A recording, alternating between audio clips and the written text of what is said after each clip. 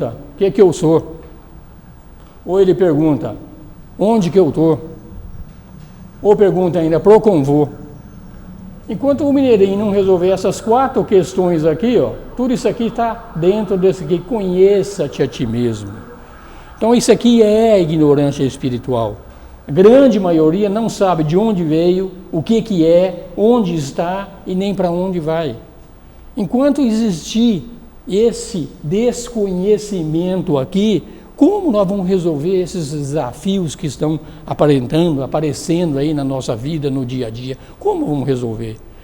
Então é primordial realmente que as grandes escolas esotéricas, que as grandes filosofias trabalhem para acabar com a ignorância espiritual. Um outro problema que a gente enfrenta para acabar com essa ignorância é realmente que os próprios grupos espiritualistas, as próprias religiões, em função de manter os fiéis, de manter o poder sobre a população, quanto mais ignorância tiver, melhor.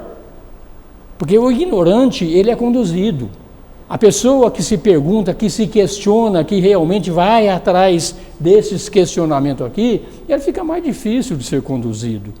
Então, nesse aspecto, a gente vê que respondendo essas questões, esses questionamentos existenciais, estaremos então contribuindo para a criação de um mundo melhor, que é o que nós estamos querendo fazer. Então, o que nós vamos falar aqui, nós somos embasados num livrinho do Geoffrey Hodgson, que fala a suprema realização através do yoga, e um outro livrinho, Yoga, a Arte da Integração, que sempre que a gente procura falar aqui na Sociedade Teosófica alguma coisa, a gente procura colocar as fontes, né, para que a gente tente levar que são fontes que realmente são fidedignas, que vale a pena a gente confiar nessas fontes e trabalhar. Então, quando a gente fala a suprema realização do yoga, do Geoffrey Hodgson, o yoga, a arte da integração, basicamente isso aqui são ensinamentos muito antigos da filosofia indiana ainda, que a gente está falando do Patanjali, por exemplo, ele fala fortemente sobre isso aqui. Então aqui é a fonte onde nós vamos falar sobre yoga, para entender o que é o yoga, está embasado nesses ensinamentos aqui que nós estamos falando. Não pretendo dar aula de teosofia para ninguém aqui hoje. Quem quiser conhecer um pouco mais o que você é, o que nós somos, então nós temos um nosso curso de teosofia aqui, que a turma deste ano está encerrando, o ano que vem nós iniciaremos uma nova turma, nós explicaremos tudo isso aqui. Eu só coloquei essa figura aqui, é para ilustrar como a grande maioria da população é ignorante sobre si próprio. Para entender o que nós somos, isso aqui é o que nós conhecemos. É o que nós conhecemos, que nós temos um corpo físico, nós temos emoções e nós temos pensamento. A gente acha que a gente é isso aqui, ó. E a gente sabe que acima disso existe aquilo que a gente chama de alma. Acima da alma existe aquilo que a gente chama de espírito ou mônada. E acima disso existe Deus ou Logos, tanto faz. Então isso aqui é a compreensão. Aqui estamos nós isolados totalmente da nossa essência espiritual. E é este isolamento entre a nossa personalidade e a nossa essência espiritual que ocasiona todo este descontentamento, toda essa ignorância espiritual, é o desligamento da nossa essência. Então, fundamentalmente, o trabalho que a yoga se propõe a fazer é a união desses nossos princípios aqui inferiores com os nossos princípios superiores. Então é isso que nós queremos fazer, porque a partir do instante que nós nos unirmos realmente com nossa essência, nós vamos ser os novos mestres encarnados aqui. São esses grandes seres que já passaram por aqui. A gente pode citar Jesus Cristo, a gente pode citar Buda, a gente pode citar diversos outros seres que eliminaram essa ignorância. No fundo, não eliminaram, simplesmente se conectaram com a essência. Então é essa conexão com a nossa essência que vai permitir acabar com a ignorância espiritual e de tabela resolver uma grande parte de outras dificuldades que nós temos. Então a yoga se propõe a isso aqui, ó, pegar tudo isso aqui, ó, e pegar o nosso princípio espiritual superior, nosso espírito, se manifestar aqui na nossa vida, no dia a dia.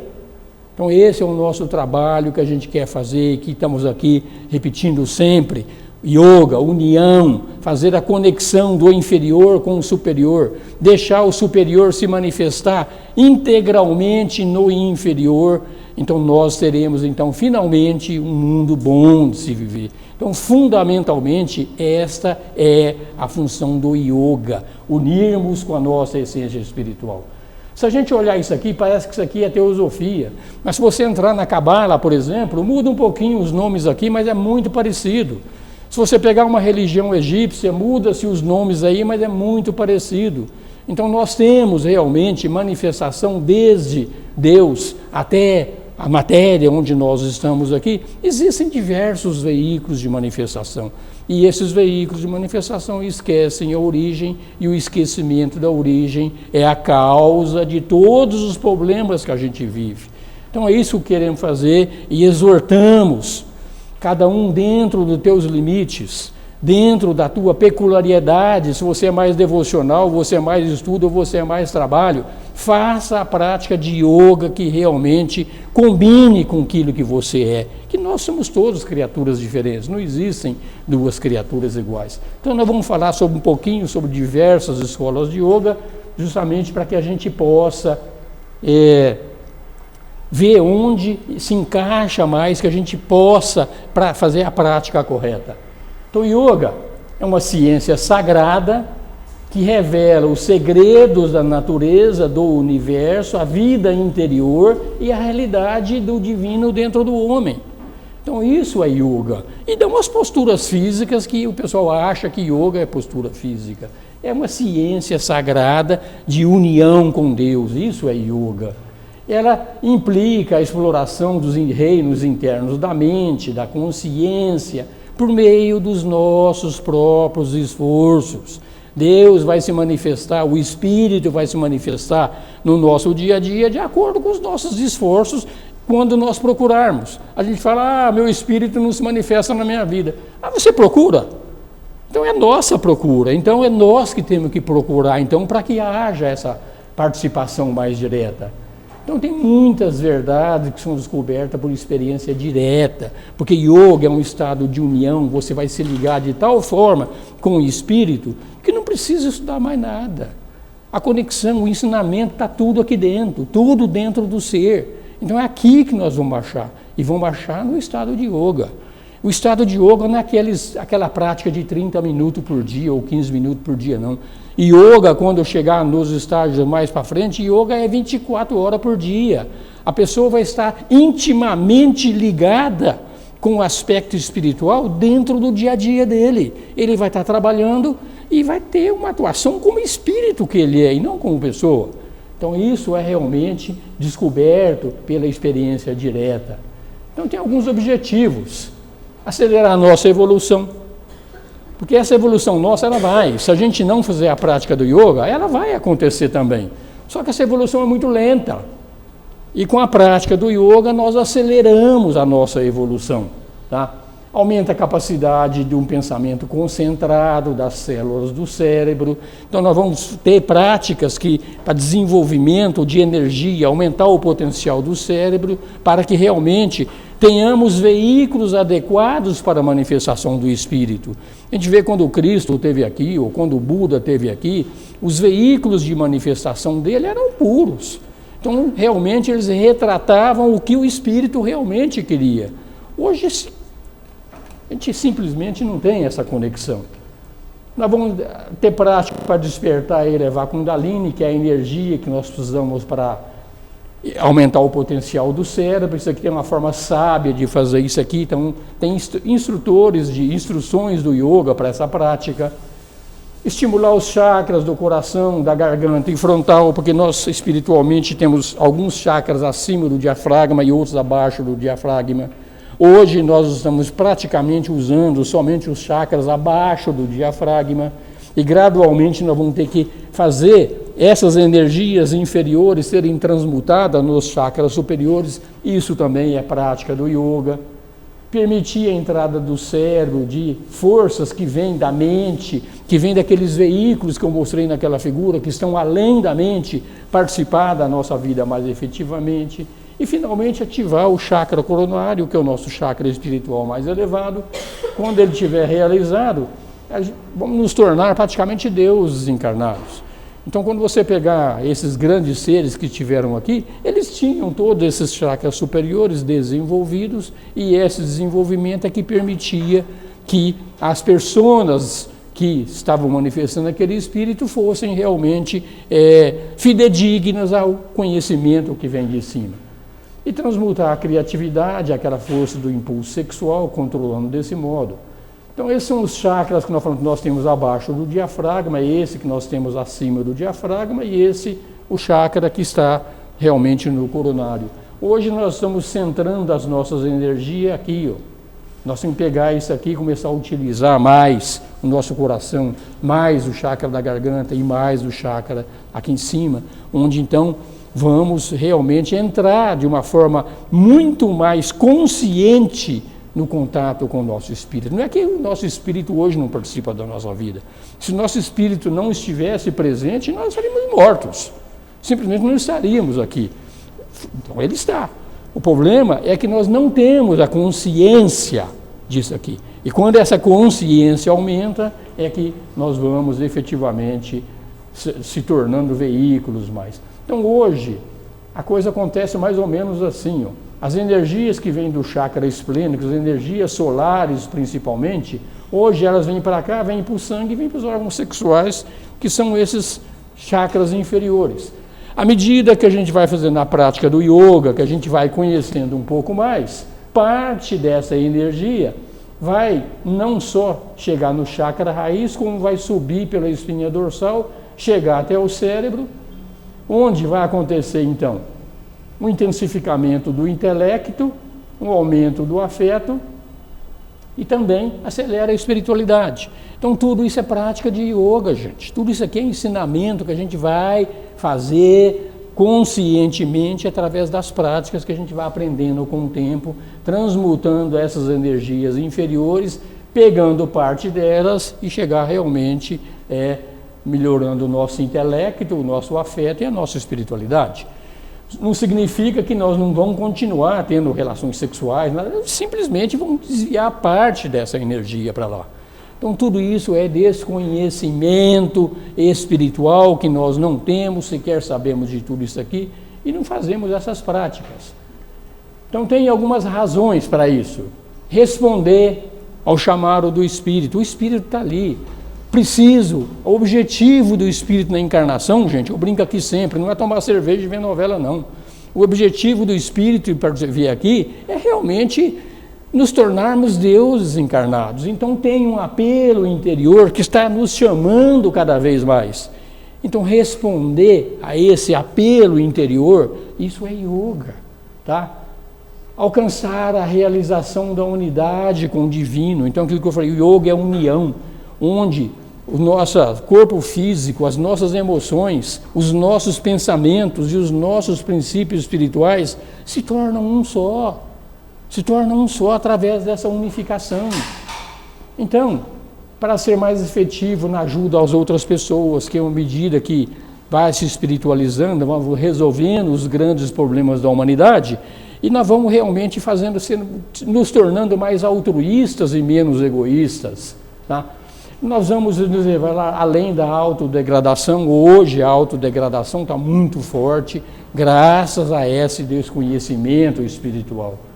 E sermos inspirados a acelerar a evolução, que a evolução vai chegar uma determinada época que vai, mas cada ciclo de evolução é muito longo. Então podemos acelerar, podemos sair da roda de samsara, das encarnações que são obrigatórias, que para nós hoje são obrigatórias, e passar a ter um grau de conhecimento e vir aqui para quê? Viemos aqui para realmente sermos seres humanos coletivos e não tão individuais. Tem requisitos para essa prática. Não é simples, mas tem requisitos. Primeiro, a motivação tem que ser altruísta. Tem muita gente que quer praticar yoga para se tornar mais poderoso. Não é esse o objetivo. O objetivo é a união com Deus. Então nós temos que ter motivação altruísta para essa prática. E sairmos disso aqui. Hoje a nossa ênfase é material.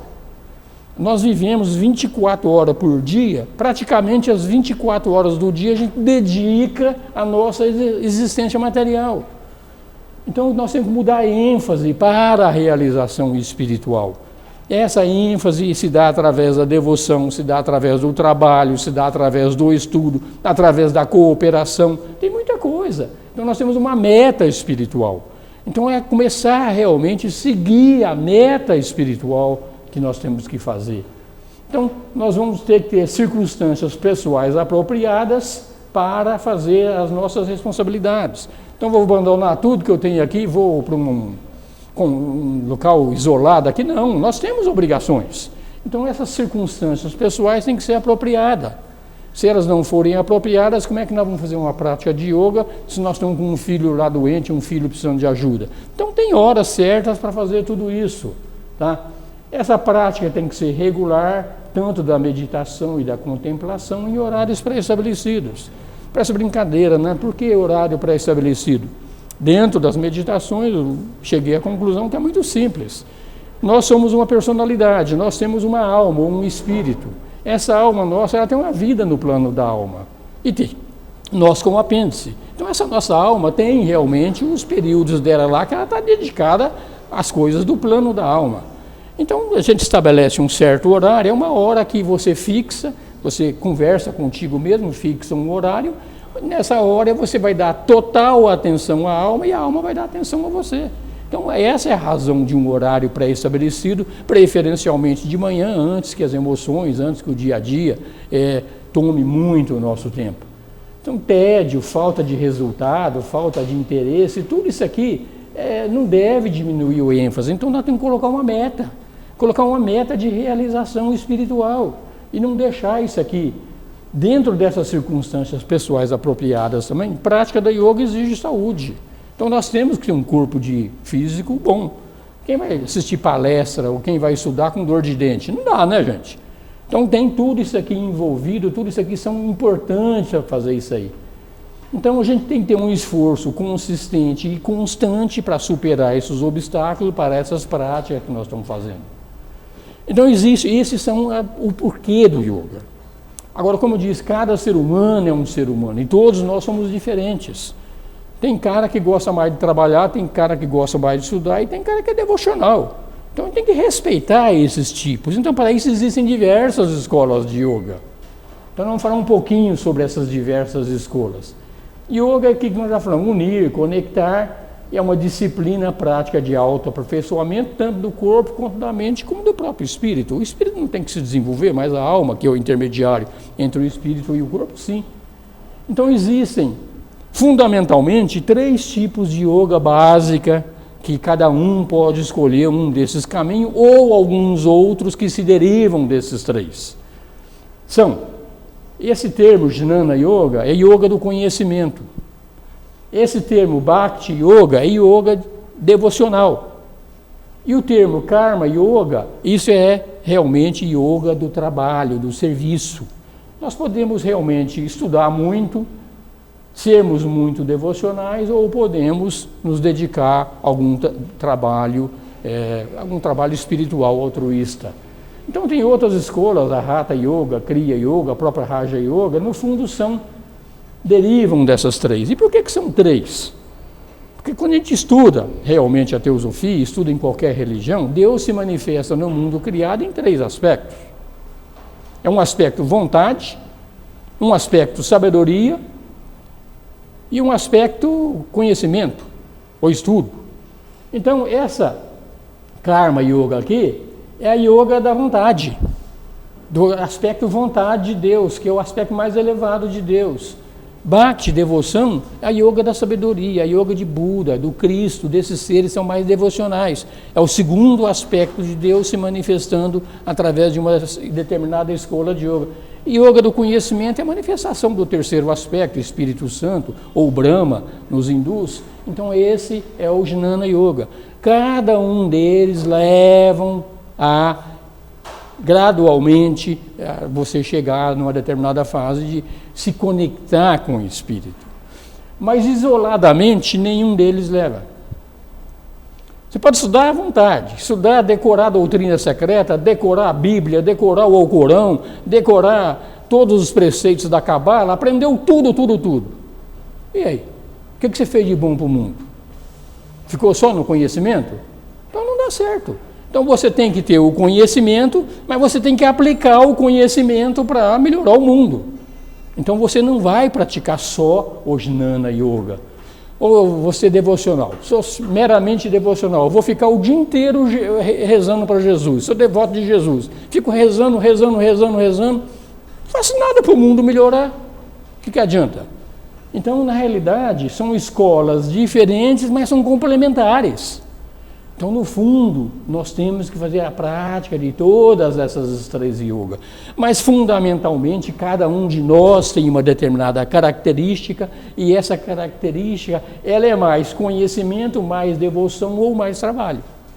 Não significa que você abandona as outras escolas, mas a gente tem uma certa característica onde você está mais ligado no primeiro aspecto de Deus, no segundo aspecto ou no terceiro aspecto, através dessas escolas, mas não abandona as outras. Então a escolha para onde nós vamos iniciar, se é que nós estamos iniciando, porque nós temos que lembrar que nós somos almas em evolução, e essa não é a primeira vida que nós temos, então não significa que nós já não fizemos práticas em vidas passadas. Então essa prática é que nos leva realmente a você estar mais ligado numa escola ou noutra escola. Então é isso aqui que a gente escolhe ela de acordo com o temperamento da pessoa, mas o objetivo final é esse aqui, ó, consciência de Deus, ter a consciência de Deus.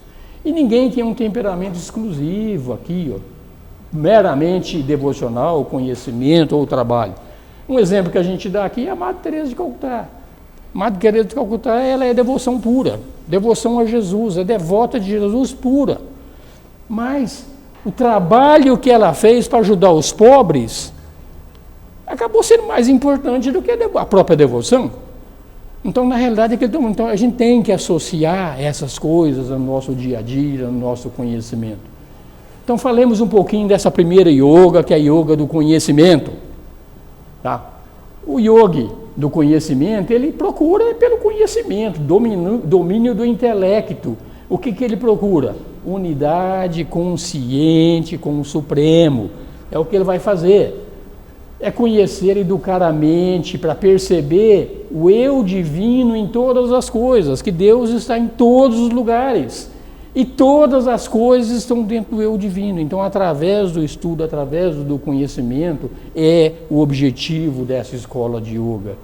Então, inclui a compreensão da percepção de um interior crescente, pode ser através de um insight, ou pode ser através de reflexões prolongadas. Então, a gente vai ver que uma das maiores ferramentas do yogi que faz o estudo, que é o Jnana Yoga, é reflexão, é meditação, é a escola principal dele. Ele leva o yogi à percepção desvelada, chegar numa condição de adepto ou mestre. Agora, o conhecimento que a gente tem através do Jnana Yoga não é aquele conhecimento de decorar livro, de aprender e decorar que nem nos ensinaram. Não, é um conhecimento direto, vai chegar uma hora, começa pelo estudo das Escrituras, pegar a Bíblia, pegar a doutrina secreta, começa por aí. Mas chega uma determinada fase que a gente vai abandonar tudo isso e vai achar o conhecimento dentro da gente. Então esse é o Jnana Yoga. Agora, se a gente não tem o conhecimento direto, a gente fala muito em clarividência, clareaudiência, essas coisas todas aí. Então as pessoas que não têm o conhecimento direto e têm esses poderes de clarividência, ele vai ver certas coisas e não vai entender nada. Ele vai perceber, vai chegar nos registros acásticos lá, vai ver tanta coisa lá, é tão diferente do nosso dia a dia aqui, que ele não vai entender nada. Então, para compreender as coisas espirituais, tem que ser com o olho do espírito e não com o olho da matéria. Então, esse vem através do conhecimento direto, que é uma meta a ser alcançada ao longo do tempo. Então, estudo e meditação são necessários para a senda do conhecimento. Então, estudar e refletir. Hoje a gente, quando quer estudar, a gente pega um livro, quer chegar lá no final, quer decorar ele. Não é assim. A gente tem que refletir, analisar, verificar, está correto, não está correto. Refletir profundamente sobre o que nós estamos lendo. A gente não faz isso. A gente quer que decora o cara que fez aquele negócio lá, eu decorei, agora sou bom nesse negócio. É nada. Enquanto a gente não aprender a refletir sobre o que nós estamos ouvindo, estamos lendo, tudo, e refletir realmente, então a gente não trouxe esse conhecimento. Isso é um dos maiores ensinamentos que o Buda trouxe. Ele veio e falou numa das parábolas dele aí: não acreditar em nada do que vocês leem ou ouçam, nem no que eu falo, ou que eu escrevo. Reflitam sobre o que vocês estão lendo e estão estudando. Depois da reflexão, você decide se aceita ou não aceita. Então, essas são as características do yoga e do conhecimento. É muito estudo, é muita reflexão, é muito trabalho, realmente é meditação constantemente. É isso que é o caminho de quem escolhe essa escola de yoga do conhecimento. Um dos maiores expoentes que nós temos da escola do Jnana Yoga é o Shankaracharya. Através da Advaita Vedanta, ele explicou muito fortemente todo esse trabalho através do estudo e conhecer. Eu citaria o Shankaracharya como sendo um dos maiores realmente dentro dessa escola do yoga do conhecimento. Agora, da devoção, porque nem todo mundo gosta de estudar. Tem gente que tem mais um caráter devocional. Aquele que tem um caráter devocional, ele procura desenvolver a devoção e o divino amor, como se lê, em asas. Vão se elevar ao Supremo em asas, permanecendo em comunhão e união mística. Então, realmente é o amor, através do amor, é o segundo aspecto de Deus, é o aspecto predominante para quem faz essa escola do Bhakti Yoga. Ele está muito pouco interessado em métodos, em práticas, em exercício. O que ele quer é se elevar nas asas do amor e chegar até os pés do amado. Essa é a característica realmente do devoto. Ele expressa o poder do amor de uma forma tão forte que ele fala: não mais a minha vontade seja feita, mas a vossa vontade. Tal é o grau de amor que ele tem para com a divindade. Então, a vida religiosa de um bhakta, de um devoto, é arrebatamento, é louvor, contemplação, adoração, tudo isso aí. Ele exagera, inclusive, a pequenez, ele se torna muito pequenininho para mostrar a grandeza de Deus. Então, esse é o devoto Bhakta, é uma outra escola onde realmente quem não gosta de estudar é uma bela de uma prática realmente de achar a grande devoção. No tempo a gente vai ver que essa devoção seja para mestres exteriores, não tem problema nenhum, mas vai chegar uma determinada época que a gente vai ver que a grande devoção é para o mestre interior, é para o Cristo interior, é para realmente o Atma, como a gente diz na teosofia. Esse é deve ser o grande objeto de nosso amor nessa escola do Bhakti Yoga. Então ele conta a glória do ideal, chama os outros, chama as nações, chama pessoas de outras fés para verem a glória do Senhor incorporado numa forma, se elevando num ritmo de louvor. Dentro dessa escola do Bhakti Yoga, um exemplo que eu dou são os Hare Krishna. Os Hare Krishna, no amor que eles têm por Krishna, eles cantam, eles dançam, eles são tremendamente devotos a Krishna. Krishna, vamos traduzir, Krishna para nós é Deus, é só isso, ele muda o nome, mas é devoção total a Deus, e eles não estão muito interessados em estudo. Claro que eles ligam para o estudo também, eles ligam para o trabalho também, mas o fundamental deles é o amor por Deus. Essa é a escola do Bhakti Yoga. Uma outra escola é a escola do Yoga. Karma é trabalho, karma é atividade.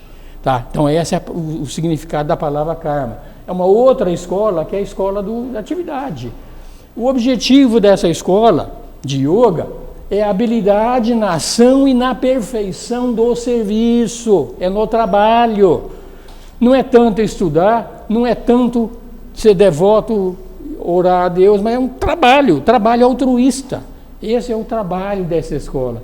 É um trabalho desinteressado para o bem dos seres vivos em geral, sem desejo pessoal. Isso é yoga da ação.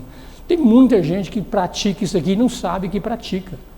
Então, se você pega pessoas que ajudam em qualquer organização, em trabalho, seja o tipo de trabalho que for, ele está ajudando realmente o mundo a criar. Então, essa é a escola do Karma Yoga. Uma historinha pequenininha para explicar o que é o Karma Yoga aqui, ó. É contado que um irmão de uma jovem preparou uma armadilha para pegar passarinhos. Aí essa jovem achou que era errado e cruel, chorou muito, depois de chorar muito, ela ficou feliz outra vez. Aí a mãe veio e perguntou: por que você está feliz, minha filha? Ela vem aqui: eu rezei muito para que o meu irmão se tornasse melhor. Depois rezei para que a armadilha não pegasse mais passarinho. Devoção. E o que mais você fez? Bom, então eu fui lá fora e quebrei a armadilha a pontapé. Trabalho. Você vê que realmente rezou, foi lá e fez o trabalho. Então é uma pessoa que realmente vai lá e ação. Seja, às vezes a ação até dói, mas ela vai lá e faz. Então quem escolhe essa senda aqui, que é a senda do serviço, é conhecido como a arte de transmutar ação em sacrifício. Porque o trabalho, ele exige sacrifício. Tá? Só assim a gente pode encontrar liberdade. Então, quer encontrar ação e sacrifício, é só estudar o Bhagavad Gita, que a gente vai ver lá o trabalho do Arjuna, lá naquelas guerras todinhas lá, ação. Agora, todas as 3 escolas são muito boas, mas, no fundo, a mais importante é o Karma Yoga, é o trabalho. Por mais que você seja devocional, por mais que você estude, se você não transformar isso em trabalho para o mundo, então está incompleto o teu trabalho. Então as outras escolas de yoga são fundamentais, mas tem que ter por trás sempre a yoga do serviço, a yoga do trabalho. Ela é o mais importante, é o trabalho que faz o mundo andar, é a ação que faz o mundo andar. Então essa escola, ela tem que estar junto com qualquer outra escola. Não adianta a gente querer ser o melhor em tudo, estudar tudo, e não ajuda o mundo a crescer. Então, Karma Yoga. Agora, essas são as 3 escolas fundamentais, mas tem outras escolas de yoga. Por exemplo, a Hatha Yoga. Hatha Yoga é o que está em voga, é o que está em moda hoje, é Hatha Yoga. Aqui. É o que mais domina, a gente vê em qualquer esquina, aí você vê uma escolinha de yoga chamada Hatha Yoga. Encontra um monte, aos montes aí. E o que eles fazem? O objetivo deles é compreender a compreensão da união de Deus através do controle do corpo. Então, através do controle do corpo, você vai tentar compreender o que é Deus. Isso é Hatha Yoga. Então, elas fazem muita neutralização do processo de respiração, alterna a respiração pela narina esquerda, narina direita, oferece uma harmonização das energias físicas, libera o estresse psicológico. Então é ruim essa yoga? Não, é muito bom. Até porque para a gente fazer as etapas posteriores, se o corpo não estiver bem, a gente não vai ter muito sucesso. O relaxamento é uma arte, a respiração é uma ciência e o controle mental do corpo é o objetivo. Então, Hatha Yoga é o objetivo do controle do corpo, mas não tem o objetivo da união com o espírito, que no fundo é a razão de ser da nossa existência. Tá? Então, a partir desse ponto, cérebro, mente, intuição podem dotar a consciência da pessoa com compreensão de Deus, com o Supremo. Então, no Hatha Yoga, tem posturas muito difíceis de fazer, que precisa de um mestre ali do lado para você fazer. Posturas físicas mesmo, posturas, exercícios respiratórios muito complexos. E tudo isso aqui ajuda, que essas glândulas endócrinas aqui, a circulação do prana, tudo ajuda. Mas como eu estou falando, a gente vai ver daqui a pouco, por exemplo, na prática da Raja Yoga, que na minha opinião, é a mais completa de todas as yogas, ela utiliza algumas posturas, alguns exercícios de respiração do Hatha Yoga, mas o objetivo não é o controle do corpo, o objetivo é a união com Deus. Então você usar o Hatha Yoga como ferramenta, beleza, não tem nada de errado.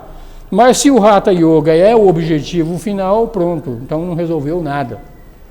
Então aqui é só um exemplo aqui, ó, de posturas que se praticam nessas escolas aí, ó, que se a gente observar bem, essas academias de Hatha Yoga virou academia de educação física, de exercícios físicos, e não de união com Deus. Então perdeu realmente o controle.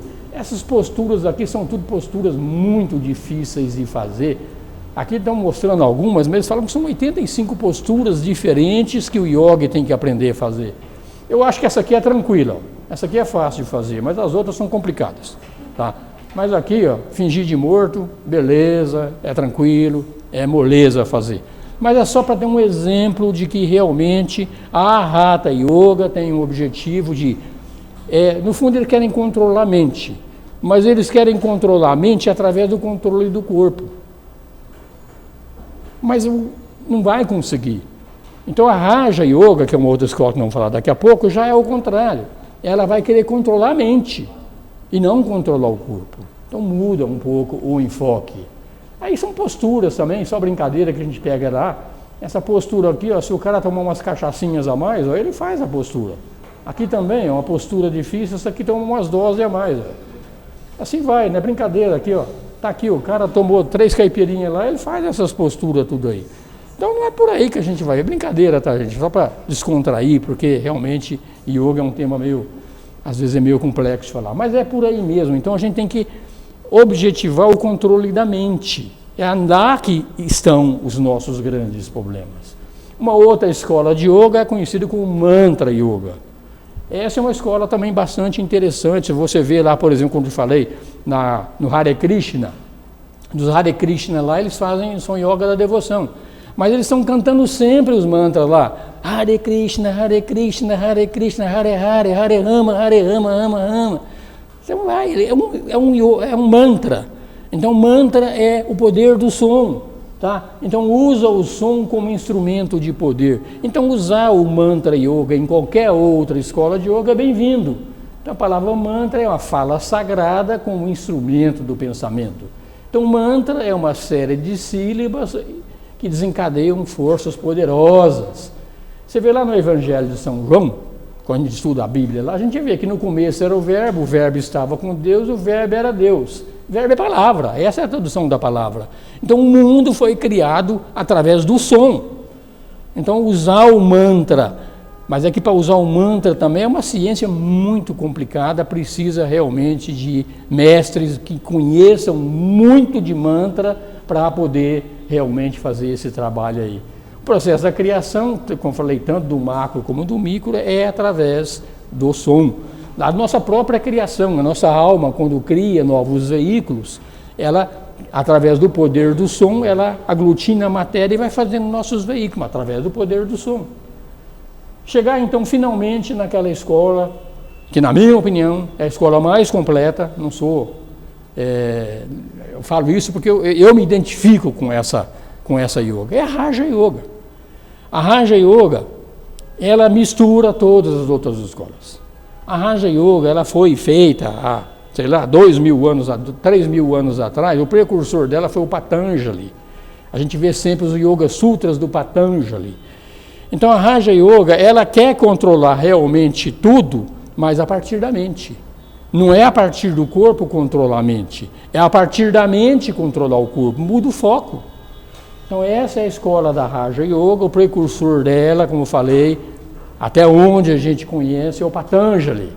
Tá? É um resumo das outras escolas, usa os melhores elementos da outra.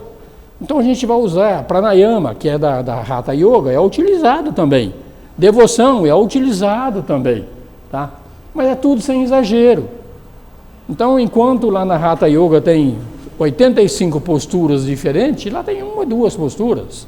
Enquanto tem não sei quantos exercícios de respiração, eles utilizam o exercício de respiração para fazer relaxamento da mente.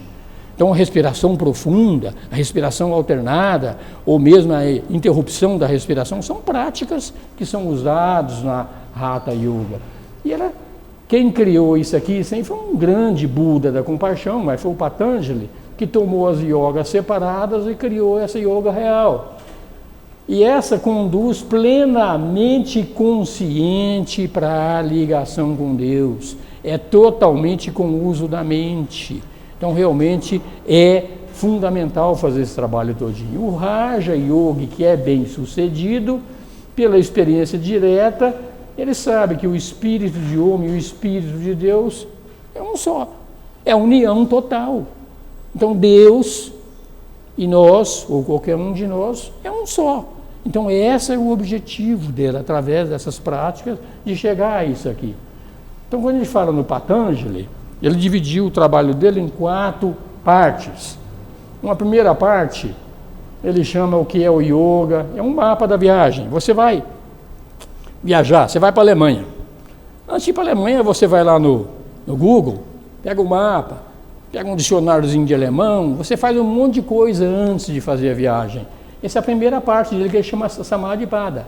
É a essência. Depois tem uma segunda parte, que é a prática dele. Então já é a viagem propriamente dita. Então onde nós vamos fazer a prática, são os instrumentos do yoga. A gente vai ver que os instrumentos da Raja Yoga, são 8 instrumentos. Tem uma terceira parte, que é chamada de Vibhuti-pada, que é o que a gente adquire nessas práticas de meditação. O que nós vamos adquirir?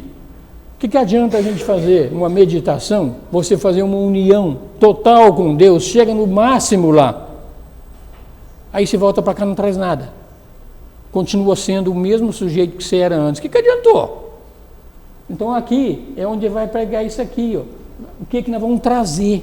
Então a mente vai participar desse processo, vai ser no meio da comunhão, depois vai trazer a comunicação. Então nos estágios finais do Raja Yoga, nós vamos trazer o conhecimento que nós adquirimos através da prática para nos tornarmos pessoas melhores nesse mundo aqui. Porque se você fazer união com Deus e depois você não é um sujeito melhor aqui, o que adiantou? Perdeu tempo. Então esse é a quarta parte. Então, é a realização do yoga, a colheita. Então, aqui que se pratica realmente aquele estágio final que é chamado de samadhi, que é a união consciente com Deus. Porque nós já somos todos unidos com Deus, não temos que dizer que nós não somos, nós somos. O problema é que nós somos inconscientes disso. Então, a prática é ter a consciência dessa união com Deus. Então, tem 196 sutras desses Yoga Sutras que falam lá. Para compreender isso aqui, ó, eu sempre falo isso aqui, que existem 3 grandes energias divinas que fazem o mundo andar. Deus, quando criou esse mundo, através dos seus 3 aspectos, Pai, Filho e Espírito Santo, primeiro Logos, segundo Logos, terceiro Logos, Brahma, Vishnu, Shiva, essa energia é chamada estabilidade, é uma da energia do terceiro aspecto de Deus.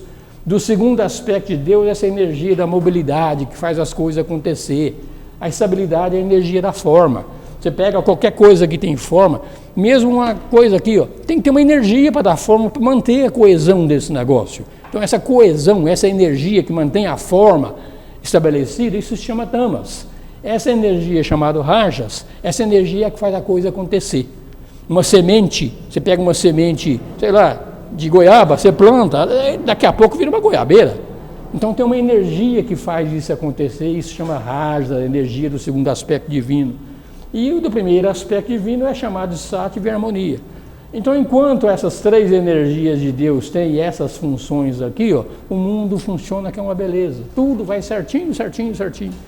Aí entra a nossa mente, que você vê que os animais, eles vivem desse jeito aqui, ó. Mas entra nós como seres humanos, como mente, essa estabilidade, através das nossas atividades, da nossa mente, acaba virando estagnação, indolência, preguiça. Essa mobilidade vira atividade inquieta e mesmo a harmonia vira autossatisfação e vira farisaísmo. Então isso aqui é a atividade da nossa mente que pega as 3 energias divinas e desvirtua totalmente as 3 energias divinas. Então o objetivo do Raja Yoga é pegar tudo que nós estragamos dessas 3 energias que são divinas em sua essência e na tua realidade e que nós desvirtuamos, nós temos que consertar. Então a prática da Raja Yoga é aflorar tudo aquilo que a gente fez errado nessa vida ou em outras vidas, aflorar tudo aquilo e consertar tudo que nós fizemos. Isso vai acontecer naturalmente se você não fizer nada. Vai acontecer através da lei do karma. Então é na lei do karma aquilo. A cada ação vem uma reação. Então, as nossas reencarnações sucessivas acaba acontecendo isso. Hoje, nós como pessoa, nós somos o efeito anterior e somos a causa da próxima. Então, nós estamos sempre dentro dessa causa e efeito em função de um passado onde nós desvirtuamos todas essas energias. Nós temos 2 alternativas. Ou nós esperamos o karma fazer acontecer tudo aquilo que foi inconcluído ou foi erradamente feito e consertar, ou nós praticamos a Raja Yoga, afloramos tudo isso aqui através de um processo de meditação, verificamos tudo, aquilo que está inconcluído, corrige tudo, e você alivia o teu karma. Então a prática realmente do Raja Yoga é uma prática fortíssima. Quem tem essa intuição de fazer, de aliviar o teu próprio karma, antes que um agente externo venha e provoque uma determinada situação. E para que um agente externo provocar uma situação quando você não está preparado para enfrentá-la? Então você mesmo, através do processo de meditação, você provoca aquela situação, você analisa aquilo que foi feito de uma forma errada ou não errada, tanto faz, que não foi concluído, e no processo de meditação você vai aliviando o teu karma fase a fase. Então tem um monte de ferramentas, yama, niyama, asana, pranayama, até chegar a samadhi. São todas ferramentas aqui, ó. Eu vou falar um pouquinho de cada uma delas, rapidinho, que nós começamos um pouco tarde. Mas vamos lá. Essa ferramenta, yama e niyama, que são as primeiras das ferramentas que o Patanjali fala. É o fundamento. Sem a prática de yama e niyama, ninguém vai chegar em samadhi, que é a comunhão com Deus. Não adianta querer fazer meditação para fazer comunhão com Deus. Tem que começar lá no alicerce. Depois você chega lá na comunhão com Deus. O alicerce é yama e niyama. Tá? Então isso aqui é edificar o nosso caráter. Se o nosso caráter realmente não é um caráter honesto, não é um caráter trabalhador, é um caráter desvirtuado, prática de yoga nenhuma vai dar certo. Então yama, abstinência, inclui tudo isso aqui, ó, não violência, não falsidade, não roubar, não indulgência, não possessividade. Tudo isso é yama. Agora, isso aqui é fácil, eu não faço nada disso. Olha direitinho para ver se não faz. Nós não temos violência dentro da gente? A gente não se irrita facilmente? Tem violência dentro da gente. Talvez não seja uma violência de sair dando pancada nas pessoas aí, mas tem violência da gente. Enquanto tiver violência dentro da gente, prática de yoga não vai ser bem sucedida. Então, só como exemplo, não roubar. Eu não roubo. Quem é que aqui fala que nunca roubou? Vamos olhar direitinho e vamos analisar. Ninguém usa CD pirata? Nunca pôs um Windows no teu computador lá que foi pirateado? Isso é roubo. Então tem roubos que são muito sutis. Você aprisionar uma pessoa junto com você na forma de um filho, ou de uma esposa, ou de um marido, você está aprisionando uma pessoa, você está roubando a pessoa. Então a gente vai ver que na prática de yama e niyama, esses aspectos de não violência, não falsidade, não roubar, eles vão ficando cada vez mais sutis, mas não acaba nunca. Então é necessário realmente fazer tudo isso aqui, mudar o nosso caráter. Agora, niyama já é outra coisa, não é. Esse aqui é um lado negativo, esse é um lado positivo, então é autodisciplina. Então o que vai acontecer? Nós vamos pegar alguns hábitos nocivos, jogar os hábitos nocivos fora, substituir por outros hábitos melhores. Então a prática de yama e niyama é yoga 24 horas por dia, tem que fazer isso todo dia, toda hora. Então isso é niyama, a yama e niyama. Quando chega em asana, postura, tá? Então, na realidade, o consiste em tonificar o corpo. Então o corpo tem que estar realmente saudável para que realmente a gente consiga fazer a prática todinha. Então tem acha que meditação é posição de lótus. Não precisa. Ele fala que ele tem que ser firme e relaxado. Pode ser sentado, pode ser qualquer posição. Você tem que estar firme e relaxado. Firmeza demais, não dá. Relaxado demais, também não dá. Você pega um instrumento de corda, um violão.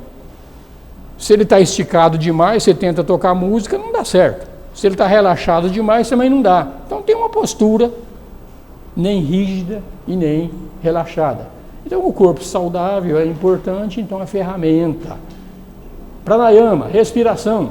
Respiração é importante na prática de yoga também, porque conduz ao relaxamento. Então a gente tem que realmente fazer práticas de respiração que conduzam ao relaxamento, que conduz, se a gente quer meditar em alguma coisa, em algum tema bem sutil, se a gente não estiver relaxado, não vai dar certo, tá? Então essa respiração é difícil, o cérebro está pesado. Então você vê, a respiração nossa é aqui, ó, de 12 a 20 vezes por minuto. Essa é a média. Para a prática do yoga, a gente tem que aprender a respirar de 6 a 8 vezes por minuto. É uma respiração bem... E outra coisa, uma respiração não é nem cachorrinho, não. A respiração é aqui, ó, aqui na barriga. Profunda, levar lá no fundo. E menos respirações. Então isso conduz ao relaxamento. E o relaxamento é primordial para a prática do yoga. Então a mente afeta a velocidade da respiração. Pratyahara. Pratyahara é uma outra ferramenta que é ensinada também pelo Patanjali, que é a reeducação dos nossos sentidos. Hoje a gente não sabe usar os nossos sentidos. Não sabemos. Quer um exemplo muito simples, a gente vê que a gente não sabe usar os nossos sentidos? Vamos conversar. Conversar com você. Aí você começa a falar para mim que eu já começo a pensar o que eu vou te responder. Eu não deixo você falar tudo que você tem que falar, presto atenção integral em você, depois que você acaba de falar, opa, agora é minha vez. Então eu usei o meu sentido da audição totalmente. Nós usamos, não, a gente já está ouvindo o que o outro está falando, o que esse cara está querendo. A gente já está armado lá para dar um troco nele. Então, usar Pratyahara é reeducação do sentido nesse aspecto. Os sentidos têm que ser autossuficientes. A mente não pode interferir nos sentidos. Então, quando você quer ver, ouvir, cheirar qualquer coisa, os órgãos dos sentidos não podem ter interferência da mente. A mente não deixa a gente ter a percepção total. Então, isso é Pratyahara. É uma outra ferramenta que a gente vai falar. Dharana. Dharana é uma outra ferramenta. Então, Pratyahara é uma ferramenta para ver o mundo externo, aprender a ver o mundo externo. Dharana é uma outra ferramenta para a gente aprender a ver o mundo interno. Olhar para dentro, olhar para os nossos sentimentos, olhar para os nossos pensamentos, olhar para o nosso caráter, olhar realmente tudo que está lá dentro e depois que a gente estiver bem estabelecido em Dharana, que a gente consegue se observar, se perceber o que é, então nós vamos entrar na próxima fase, que é consertar os estragos naquelas 3 energias que nós já fizemos. Então a reeducação dos sentidos é Pratyahara e Dharana é uma reeducação da nossa mente. Então a gente prepara para fazer o trabalho. E chegamos finalmente em Dhyana, que é a ferramenta da meditação em si. Então é a atenção plena, quando você vai olhar para você, vou meditar em algum determinado tema, você pode escolher o tema que você quiser, e você vai observar ele com todo o carinho, com toda a atenção, o que vem aflorar. A mente vai contar a história dela para você. E quando a mente conta a história dela para você, você vai ouvir a história da mente sem interromper, sem julgar que você não é a mente, você é o espírito. Então, nesse processo de observar o movimento da mente, você vai ver todo o teu passado não concluído e vai verificar, oxa, eu fui um besta mesmo.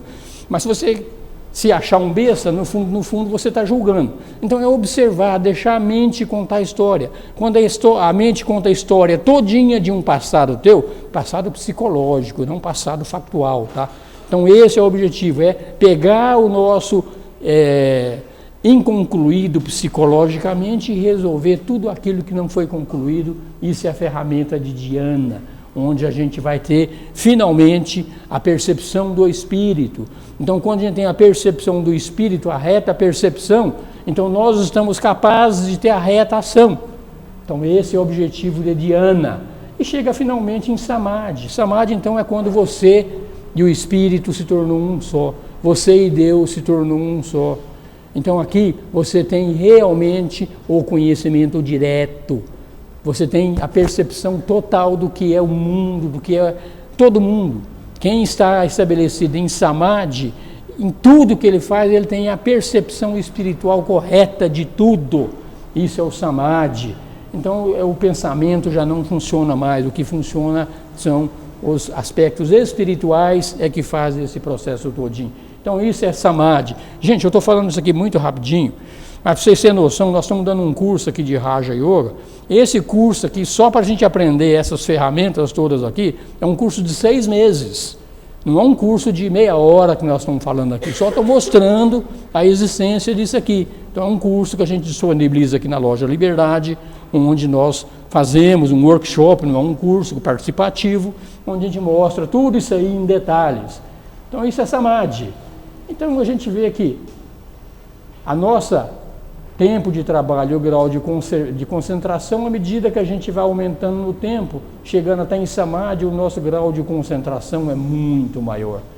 Aí a gente vai ver que hoje a nossa forma da gente adquirir conhecimento é assim, ó. Tem um conhecedor, tem um conhecido e tem um conhecimento. Estou conversando com o Luciano aqui. Eu sou o conhecedor, você é o conhecido, o que nós trocamos aqui é o conhecimento. É assim. Agora, na método da yoga, o conhecedor, o conhecido e o conhecimento, como é um, eu e o Luciano nos tornamos um só, então a captação de tudo, eu sei tudo que está lá, ele sabe tudo que está aqui, não tem que esconder nada, não tem que conhecer nada, tudo se fundiu num só, porque tudo é unidade no mundo espiritual. Então, no Samadhi, não existe mais a figura de duas pessoas, existe a figura de uma única consciência se manifestando em corpos diferentes. E é assim que a coisa acontece, ó. O pensamento ordinário é assim, ó. A gente escolhe um tema para meditação, o tema A, vamos meditar no tema A. Vamos falar que o tema A seja, vamos falar, impermanência. Vamos meditar na impermanência. Você começa a pensar na impermanência, aparece um pensamento B, um C, um D, um E, atrapalha toda a tua meditação. Isso aqui é o pensamento ordinário. Quando a gente chega em Dharana, você vai ver que os pensamentos ordinários vão diminuindo. Quando você chega em Dhyana, você praticamente só vai pensar naquilo realmente que você está meditando. Quando você chega em Samadhi, o círculo que representa a consciência de si próprio aqui, ó, na Samadhi, o pensamento que você está meditando em permanência é integralmente nele, não tem interferência de mais nada e sequer tem a consciência de você mesmo. Então, você se tornou Deus. Então, esse é um diagrama para mostrar como está funcionando a nossa mente dentro do processo de meditação. E aqui, ó, da multiplicidade até a unidade, nesse processo que a gente vai fazendo também de conhecimento, tem um conhecimento inferior, que é da nossa pessoa, a gente vê por livros, por palestras aqui, isso aqui é o conhecimento inferior, hoje a gente procura ele dessa forma. À medida que a gente vai chegando mais perto da unidade, o conhecimento da individualidade, que já é no corpo causal, chega quando a mente inferior está purificada, sintonizada com o eu superior, então o conhecimento já é mais abstrato. Porém, quando nós estamos muito próximos da unidade, ou na unidade, que é o processo de Samadhi, então, na realidade, todo o conhecimento é integral, não temos que estudar, não temos que fazer mais, tudo está dentro de nós. E assim, hoje a gente procura o conhecimento desse jeito, a gente fica enchendo a nossa mente de porcariada. No processo de meditação, quando a gente chegar ao conhecimento direto, não tem mais nada, simplesmente tudo está dentro de você. E agora aqui, para conclamar aquele que não estão fazendo sempre, é bater um martelo, gente. Então, uma hora a gente tem que decidir encarar uma dessas escolas de yoga, fazer o trabalho, e essa prática do yoga, ela tem que ser começada. É uma decisão de cada um. Começar e fazer, vai. Querem começar a aprender isso aqui? Venham nos nossos cursos aqui que a gente vai mostrar como é que faz tudo isso aqui. Embora a prática é totalmente individual. Prática de meditação, a gente dá algumas regras básicas. Agora, a prática em si é você com você. Então, é isso aqui que a gente queria falar sobre as diversas escolas de yoga e conclamar que a ignorância espiritual vai ser sanada a partir dessas escolas aqui, que cada um pode escolher aquela que é mais adequada para o que você conhece. Ok?